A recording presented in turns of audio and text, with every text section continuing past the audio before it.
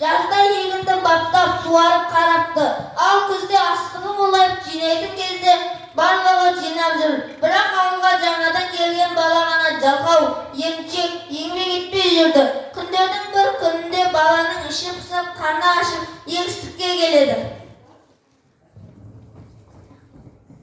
Ата, бір қабат беріңізші деп жалынып сұрайды. Балам-ау, алдымен ел-жұртпен амандас, сосын астықты да сұрамасаң да береміз.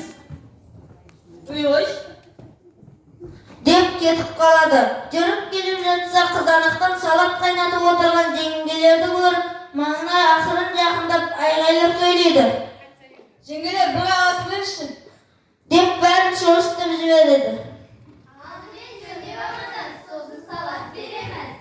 Қойшы, деп жымиып отырып істеген істерін жалғастыра береді.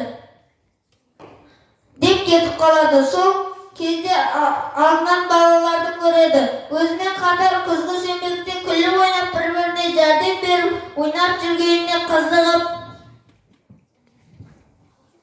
мен де ойнайыншы. арасындағы бір бала жақындап келіп, Сен бізбен бірге сенбілікті атқарсаң, біз сенімен ойнаймыз. Ой, бәрі қиын ғой, шаршап қалып. Уайымдама, шаршамайсың, жәрдемдеріңіз бәріміз. Әрине еңбек түбі береке. Шаруамызды бітірсек, бәріне де үлгереміз. Я достар, еңбектен